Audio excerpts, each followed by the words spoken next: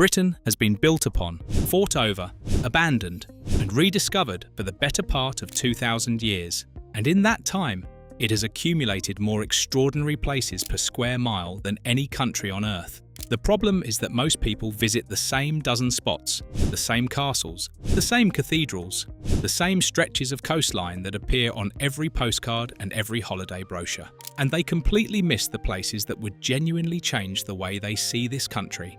Hidden in forests, buried beneath cities, clinging to cliff tops, and standing in fields where nobody thinks to stop. There are places so extraordinary that discovering them feels like finding a secret the rest of the world has been keeping from you. Today, we are counting down 25 of them. From a sea cave where Vikings repaired their longships to a village that chose to die so others could live. From an underground temple covered in 4.6 million seashells that nobody can explain to a cliff path so dangerous it took £7.5 million to bring back from the dead. These are 25 places in the UK you will wish you knew about sooner. Before we start, make sure to subscribe because we have already posted dozens of videos exploring places exactly like these, and more are coming every single week. Section 1. Natural Wonders. Number 25. Smoo Cave, Sutherland, Scotland. Pronounced Smoo, rhyming with goo, and derived from the Old Norse word meaning to creep through a narrow cleft. At the very tip of the Scottish mainland, 2 miles east of the village of Durnes on the North Coast 500 route, there is a cave with the largest sea entrance in Britain, measuring 40 metres wide and 15 metres high. Smoo Cave would be worth visiting for the entrance alone, but what makes it genuinely unique in the entire UK is what happens deeper inside. The first chamber was carved by the Atlantic Ocean. The second and third chambers were dissolved by fresh water from above, which means 2 completely different geological processes created one cave system, and that combination exists nowhere else on the British coastline. A 20-metre waterfall drops through a sinkhole into the second chamber when the burn above overflows, and the surrounding rock includes Lewisian gneiss, which at up to 3 billion years old counts among the oldest rock on the Scottish mainland. And here is the part that turns a geological curiosity into a genuine story. In 1995, archaeologists found Norse and Iron Age artefacts inside, including fish bones, iron slag, and boat nails. This was a Viking boat repair workshop, used between the 8th and 11th centuries, with evidence of human occupation stretching back as far as 5,000 years. Local legend adds that a 17th century highwayman named Donald McMurdo used to throw his victims into the blowhole above the cave, which gives the place a slightly darker atmosphere than the tourist board would probably prefer. Smoo Cave is free to visit, and boat tours of the third chamber run from April to October. Getting there requires a proper drive because this is about as remote as mainland Britain gets. But that remoteness is exactly why most people have never heard of it. 24. Fingal's Cave, Isle of Staffa, Scotland. On a tiny, uninhabited island in the Inner Hebrides, half a mile long and accessible only by boat, there is a sea cave formed entirely from hexagonal basalt columns created by the exact same volcanic event that produced the Giant's Causeway 60 million years ago. Fingal's Cave measures roughly 70 metres deep, 20 metres high, and 12 metres wide, with 7.5 metres of seawater covering the floor. The columns create natural acoustics so extraordinary that the Gaelic name for the cave translates as the Cave of Melody. And this is where the story turns into something you could not invent. On the 7th of August 1829, a violently seasick 20-year-old named Felix Mendelssohn visited Staffa during a Scottish tour, and despite barely being able to stand upright on the boat, he was so deeply struck that he immediately wrote to his sister Fanny and included the first 21 bars of what became the Hebrides Overture, one of the most celebrated orchestral works of the 19th century. That same year, J.M.W. Turner painted the cave. Queen Victoria visited. So did Keats, Wordsworth, Jules Verne, Robert Louis Stevenson, and the real Alice in Wonderland, Alice Liddell, in 1878. Joseph Banks, who rediscovered it in 1772, wrote that compared to this cave, the cathedrals and palaces built by men were mere models or playthings. The Giant's Causeway receives nearly 1 million visitors a year. Fingal's Cave, formed by the same lava flow and arguably more dramatic, receives a fraction of that number because you need a boat to reach an uninhabited island. Trips run from Oban, Fionfort and Tobermory between April and September, and if you time it right for June or July, you can combine the cave with puffin season on the island. And if you think a cave with natural music is unusual, the next place on this list has been glowing for millions of years, and almost nobody in Britain knows it happens on their own shores. 23. The glowing seas of Anglesey, North Wales. Most people associate bioluminescence with the Caribbean or Southeast Asia, which is why almost nobody in this country realises that the sea around parts of the British coastline literally glows blue-green on certain nights of the year. The phenomenon is caused by dinoflagellates, single-celled organisms that emit cold light when the water is disturbed, as a defence mechanism. Stir the water with your hand, and cascades of ghostly light ripple outward, walk along the wet sand, and your footprints glow behind you. It has been called the Northern Lights of the Ocean, and Penman Point on the coast of Anglesey is regarded as one of the most reliable spots in the UK to see it, particularly around mid to late June. The South Wales coastline produces regular sightings as well, especially at Aberravon Beach and Caswell Bay on the Gower. Dunvegan Bay on Skye has produced sightings in Scotland.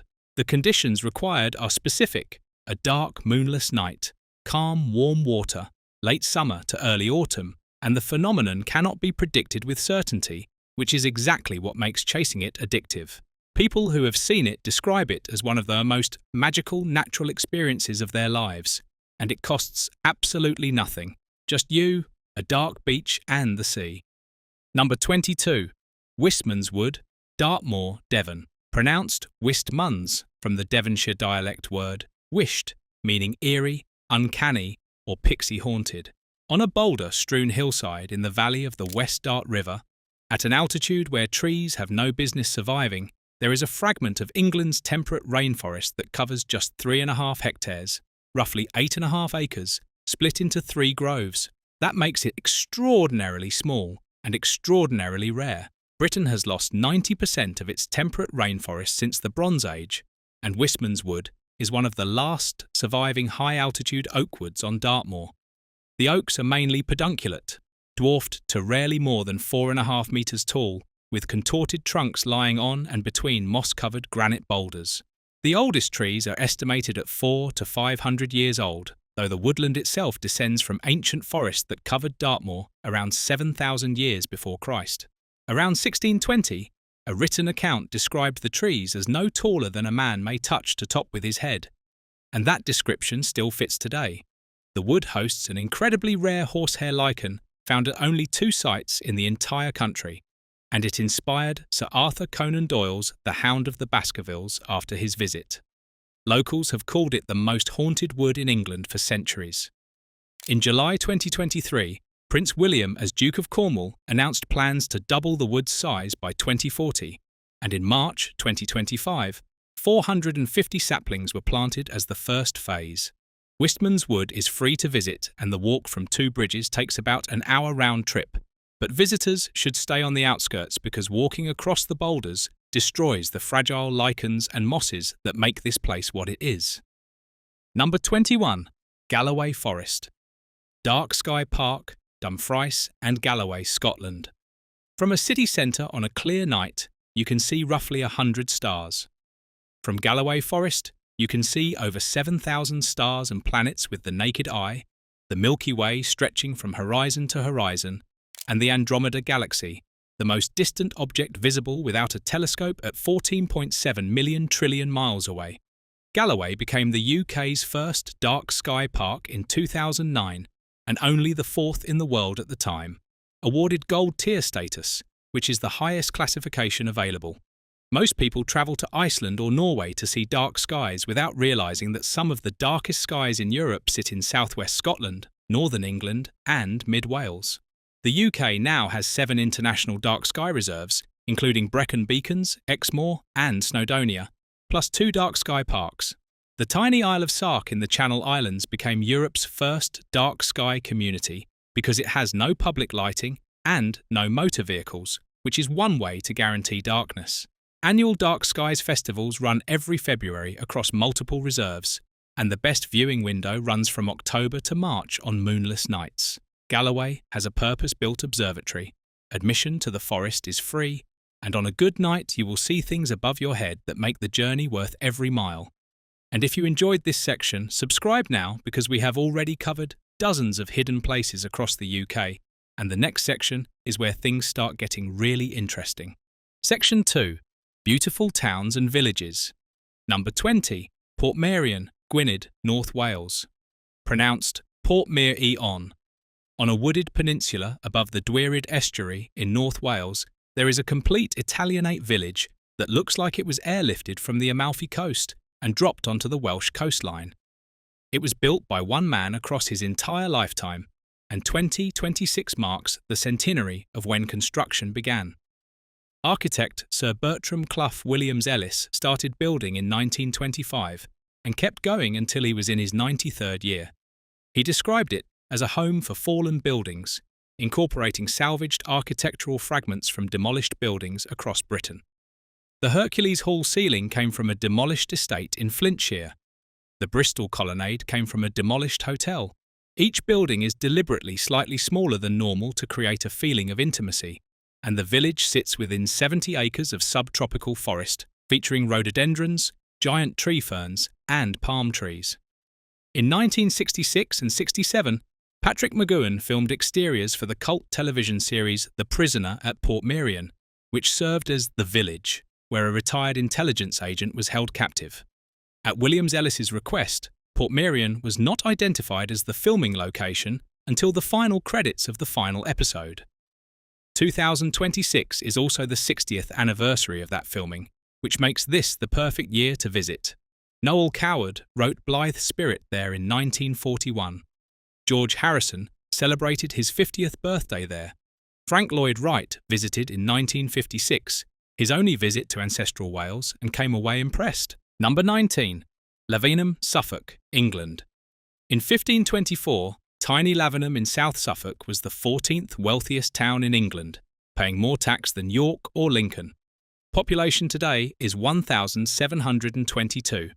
The wealth came from the wool trade, specifically a broadcloth called Lavenham blue that was exported as far as Egypt and Russia, and the phrase dyed in the wool comes directly from the process used here.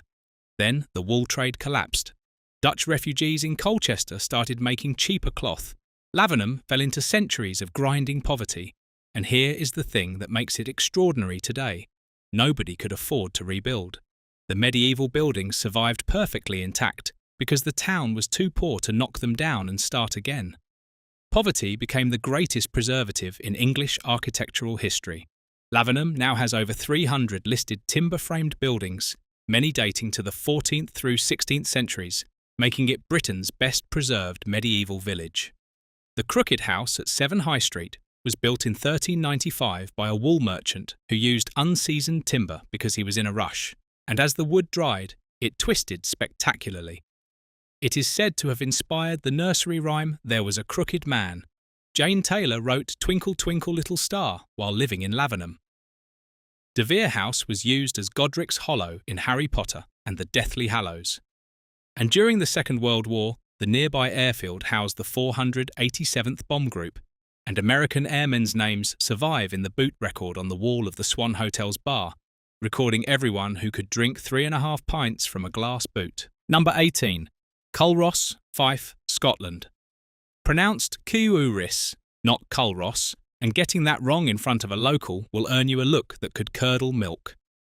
On the south coast of Fife, about 40 minutes from Edinburgh, Culross is Scotland's most complete example of a 17th and 18th century burgh. White harled houses with distinctive red and orange pantile roofs imported from the Netherlands as ship ballast line steep cobbled streets from the Market Cross to the Hilltop Abbey. The coal and salt story explains how it got this way. Sir George Bruce developed the first subterranean coal mine running under the Firth of Forth and used low-quality coal to heat salt pans. James VI made Culross a royal burgh from the tax revenues. When the mine flooded and the salt trade declined, the town fossilised, too poor to modernise, which meant the 17th century streetscape survived intact into the 21st. Culross Palace, which is not a palace at all but Sir George Bruce's Grand Merchant House, has exquisite painted ceilings and restored period gardens. Back Causeway features a raised walkway that separated noblemen from commoners because the common folk walked in the gutter, which is where that expression comes from. More accused witches were killed in Fife than any other region of Scotland, and a plaque in the townhouse marks 32 crosses for victims tried in Culross. For Outlander fans, the village was used extensively as Cranesmuir, and the palace garden doubled as Clare's herb garden at Castle Leoch. Number 17. Clovelly, North Devon, England. England's last car-free village, and not by choice. The main cobbled street descends 394 feet of cliff face along just under a quarter of a mile, and no vehicle has navigated it since the 16th century. Amazon deliveries arrive by sledge. Furniture moves on donkeys. This is not tourist theatre. This is daily necessity.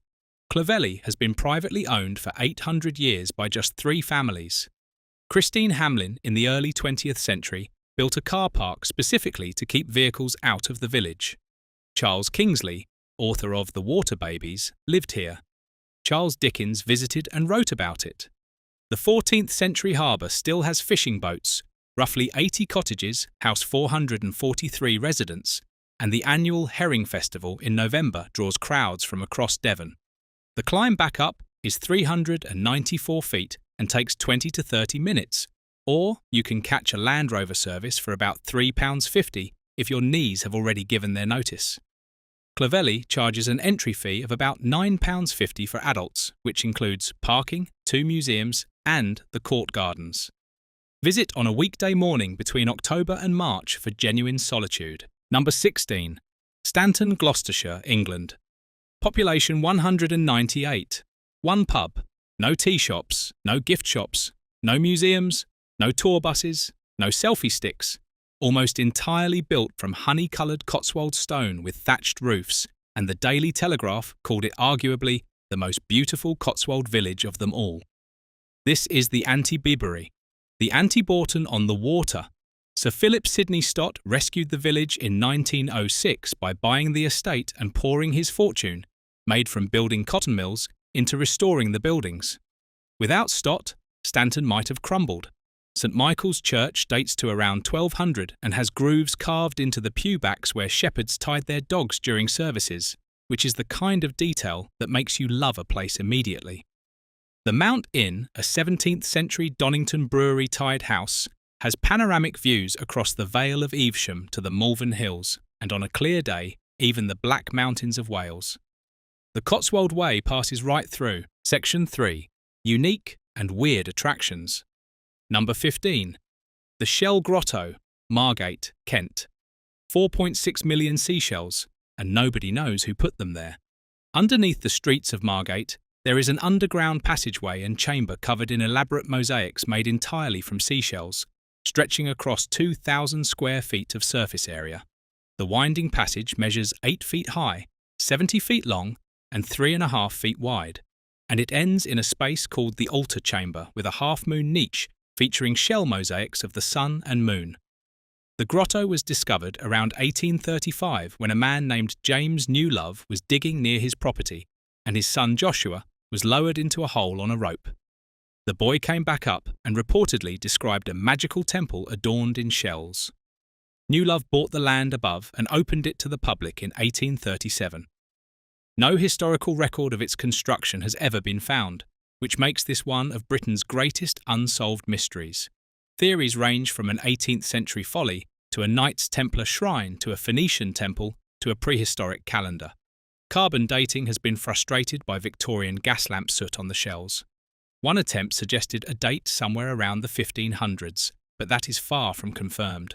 The shells are mostly native British species, mussels, cockles, whelks and limpets, but a few exotic Caribbean queen conches appear in the corners of the altar room, which raises more questions than it answers. Admission runs about £4.50, and the grotto opens daily from April to October. Number 14. The Dunmore Pineapple, Falkirk, Scotland. A 2-storey folly with a 46-foot tall roof sculpted entirely in the shape of a giant stone pineapple, ranked the most bizarre building in Scotland in 1995, and the story behind it involves America's worst colonial governor. John Murray, the 4th Earl of Dunmore, built the original hothouse in 1761 as a birthday present for his wife Charlotte.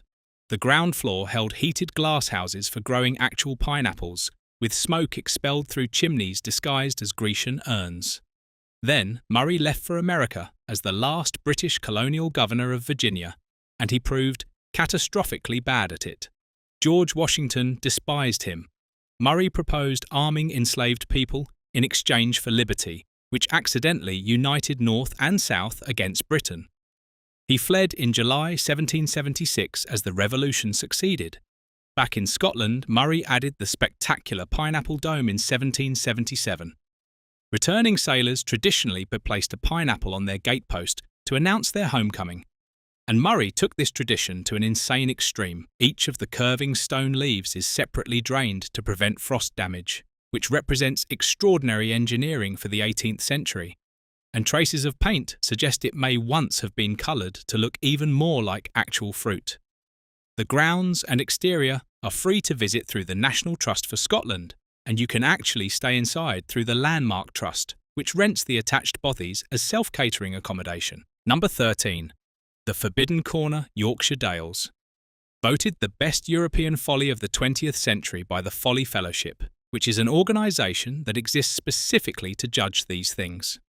The Forbidden Corner is a 4-acre walled garden transformed into a labyrinth of tunnels, chambers and surprises, featuring a temple of the underworld, a 12-foot conifer dog's head, a 20-foot oak green man, a revolving floor, burping dragons, a golden goose and a translucent glass pyramid. The creation story is perfect. It started in 1979 with some trees, just a cluster of firs planted as a windbreak for stables on the Tupgill Park estate near Middleham. In 1989, estate owner Colin Armstrong and his architect friend Malcolm Tempest decided a viewing tower would be nice. The tower needed a wall for shelter. The wall suggested a grotto. From the grotto emerged tunnels, labyrinths and chambers. The ultimate snowball effect built without planning permission. A retrospective application was rejected in 2000, and an enforcement order to close the site was overturned on appeal only after a 10,000 signature petition. It still operates with visitor number restrictions per hour, pre-booking is required, and admission runs about £17.60 for adults. Deep in the Yorkshire Dales, nowhere near any major city, which is part of the charm. Number 12. Puzzlewood, Forest of Dean, Gloucestershire. 14 acres of ancient woodland with over a mile of pathways and 200 steps through deep ravines, moss-covered rock formations, and twisted trees growing out of what geologists call scowls, the exposed remains of natural cave systems formed in Carboniferous limestone millions of years ago. In 1848, workmen discovered a cavity containing 3 earthenware jars holding over 3,000 Roman coins from the 3rd century AD, which confirmed that people have been finding this place strange and compelling for a very long time. J.R.R. Tolkien visited the Forest of Dean regularly, and when The Lord of the Rings was named Britain's favourite book in the Big Read, presenter Ray Mears chose Puzzlewood as the location to champion Tolkien's work. The twisted moss-covered landscape is widely believed to have inspired the Old Forest, Mirkwood and Fangorn. J.K. Rowling reportedly visited as well, and the Forbidden Forest may owe a debt here too. Star Wars The Force Awakens filmed here in 2015, along with Doctor Who, all 5 series of BBC's Merlin, and Harry Potter and the Deathly Hallows Part 1. Admission costs about £9.90. Pre-booking is recommended. The terrain is genuinely uneven with narrow steps, so it is not accessible for wheelchairs or pushchairs, and no dogs are allowed.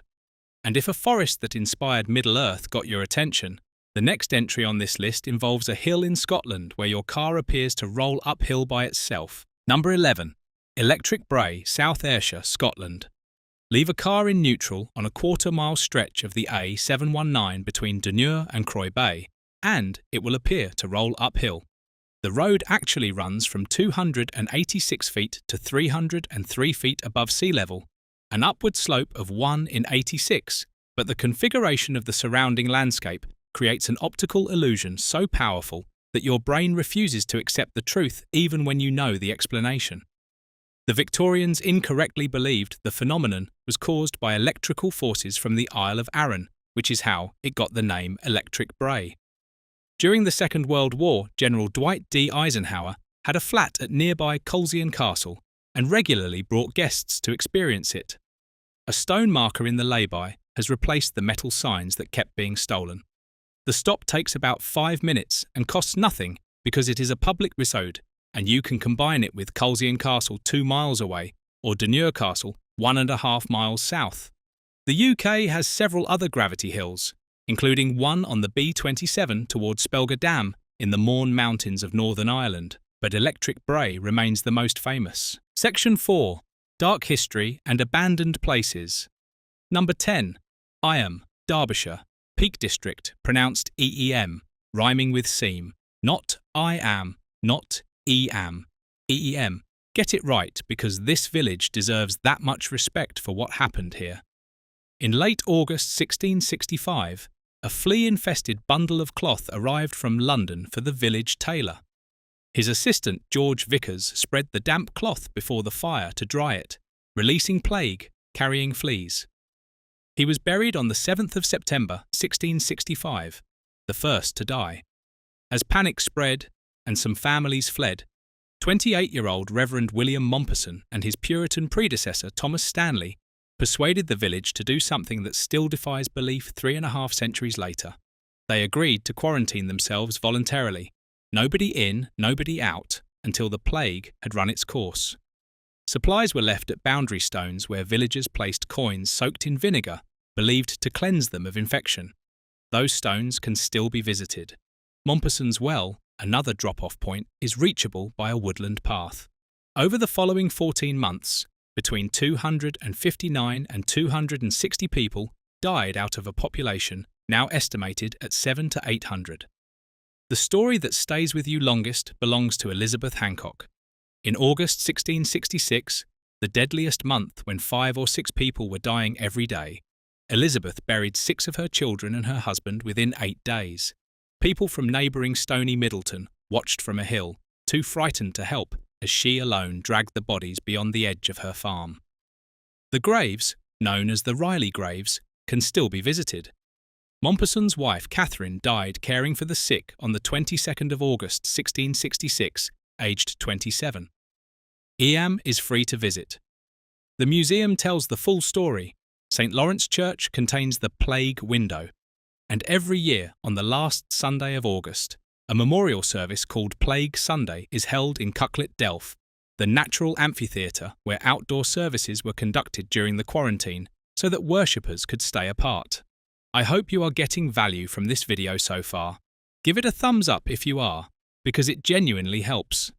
And the next place on this list might be even more emotionally powerful than Eyam, because this is a village that pinned a note to the church door promising they would come back, and they never did. Number 9. Tyneham Ghost, Village, Dorset. In November 1943, the entire village of Tyneham was forcibly evacuated for D-Day military preparations. Before leaving, villagers pinned a note to the church door that read, "Please treat the church and houses with care. We have given up our homes where many of us lived for generations to help win the war to keep men free. We shall return one day and thank you for treating the village kindly." They never returned. The Ministry of Defence retained the land after the war and still uses it for military training. What remains is a restored schoolroom with desks, a piano, and children's coat pegs still labelled with names. The church houses historical displays with photographs of residents. Roofless cottages stand with faded family photos on the walls. An old red phone box, a rusted post box, remnants of military hardware in fields where children once played. Tyneham is not the only village taken for the war and never given back. Imber in Wiltshire suffered the same fate, as did 6 villages in the Stanford training area in Norfolk. And in 1965, the Welsh village of Capel Celyn was deliberately drowned to supply water to Liverpool, which catalysed the modern Welsh nationalist movement. Tyneham is free to enter when open, but it sits within the Lulworth Ranges and opens only on weekends and school holidays. Check the MOD firing schedule before travelling, because on the live firing days the entire area is sealed off. Number 8. Orford Ness, Suffolk. the longest shingle spit in Europe at approximately 10 miles, accessible only by National Trust ferry from the village of Orford, and for over 80 years it was one of the most secret locations in Britain. The War Department purchased it in 1913. In the 1930s, early radar technology was developed and tested here, experiments that proved critical to Britain's air defence. From 1953 to 1971, the Atomic Weapons Research Establishment occupied the site, testing how nuclear weapon components would perform under extreme vibration, heat, cold, and gravitational forces. The most iconic structures are the pagodas, heavy concrete roofs on columns built in the late 1960s, used to test components of the WE-177 freefall bombs and warheads for Polaris missiles. Then there was Cobra Mist, an Anglo-American experimental over-the-horizon radar built between 1967 and 1970 with peak power of 10 megawatts and an antenna system with 18 strings each over 2,000 feet long. When activated, the system was plagued by unexplained noise that degraded performance. Extensive investigation found no explanation. Deliberate Soviet electronic countermeasures were not ruled out. It was shut down in 1973, and the frequency it used, 648 kHz, is now broadcast by Radio Caroline from the same site. The pagodas are now scheduled monuments in a state of curated decay, slowly being consumed by the North Sea. In 2023, the National Trust used robotic dogs and drones to survey the interiors for the first time in years. Access is seasonal and, by ferry only, booking is recommended, and the atmosphere on the spit is genuinely unlike anywhere else in England. Section 5. Underground and Industrial Heritage. Number 7. Williamson Tunnels, Liverpool. Beneath the streets of Edge Hill in Liverpool, there is a vast network of tunnels and vaulted chambers dug between 1810 and 1840 by a tobacco merchant named Joseph Williamson, known locally as the King of Edge Hill for his philanthropy and the Mad Mole for his tunnelling. The full extent of the system remains unknown because excavations are still ongoing in 2026. Nobody knows why Williamson built them. His own stated explanation was that he wanted to provide employment so the poor could receive the blessing of charity without the attendant curse of stifled self-respect. He recruited soldiers left unemployed after the Napoleonic Wars and occasionally had them carry out apparently pointless tasks like moving rubble from one place to another and back again. Other theories include doomsday preparations for a religious sect and commercial sandstone quarrying. But Williamson was secretive about his motives until the day he died. Known chambers include the banqueting hall, the wine bins quarried from sandstone, the cathedral chamber at Paddington, which descends 4 stories deep, and a tall, narrow fissure called the Gash. The largest excavated chamber reaches 12 metres deep. One slim metal pole was discovered to be the only structural support for a 20-storey block of flats built above, which is the kind of engineering discovery that makes you walk very carefully. After Williamson's death, the Corporation of Liverpool filled the tunnels with rubble. They stayed buried and forgotten until archaeological investigations in 1995. Volunteers cleared the Mason Street site using 159 skips of rubble, all brought out by hand. The Heritage Centre charges about £4.50, including a guided tour, and the Mason Street site run by the Friends of Williamson's Tunnels offers free tours on Wednesdays and Sundays. Number 6. Marble Arch Caves, County Fermanagh, Northern Ireland. The longest known cave system in Northern Ireland at 11.5 kilometres and the most active river show cave in Ireland and the UK, formed over 330 million years ago when Ireland sat near the equator under a tropical sea, and named after a natural limestone arch that gleams like marble when wet. Part of the Cuilcagh Lakelands. UNESCO Global Geopark, the first international cross-border geopark in the world. First explored in 1895 by the French speleologist Edouard Alfred Martel, known as the father of speleology, using a collapsible canvas boat, candles, and magnesium flares. The guided tour includes a boat ride on the underground river, the only show cave in Northern Ireland, and features the Giant's Hall, a chamber 60 metres long, 30 metres high, and 15 metres wide. One formation sample has been dated to 320,000 years old. Over 60,000 visitors come annually and nearly 2 million since opening in 1985. Tours run daily, last about 60 to 75 minutes, and the temperature inside holds steady at 8 degrees Celsius, so bring layers. The nearby Quilcook Boardwalk, nicknamed the Stairway to Heaven, makes a natural pairing for a full day out. Section 6. Coastal and Island Gems. Number 5. St Govan's Chapel, Pembrokeshire, Wales. Pronounced St Govun, rhyming with oven, not like Glasgow's Govan. At the southernmost edge of the Pembrokeshire Coast National Park, wedged into a natural fissure in the coastal cliffs, there is a tiny stone chapel measuring approximately 6 metres by 3.7 metres, roughly the size of a large garden shed. The current structure dates to the 13th or 14th century, but succeeds an earlier hermitage associated with St Govan, who died around 586 AD and is said to be buried beneath the stone altar inside. Access requires descending approximately 52 worn stone steps carved into the cliff, and legend says the steps can never be correctly counted because you always get a different number going down than coming up. Accounts from the 17th and 18th centuries report the number varying between 52 and 70, and the tradition attributes the stairs to angels who built them for Govan, but deliberately confused unwanted visitors. There is a catch. The chapel sits within the Castle Martin range, which is active MOD land. Access is restricted when live firing takes place, so you need to call ahead on 01646662367 or 079717 08587 from 8:15 in the morning for daily updates. When open, access is free, and the setting is one of the most dramatic of any sacred building in Britain. Number 4. Dunstanburgh Castle, Northumberland. The largest castle in Northumberland, covering nearly 10 acres within the curtain walls, and the only way to reach it is on foot. A 1.3-mile walk along the coastal path from the fishing village of Craster, watching the dramatic silhouette grow larger against the sky with every step, is one of the great approaches to any English monument.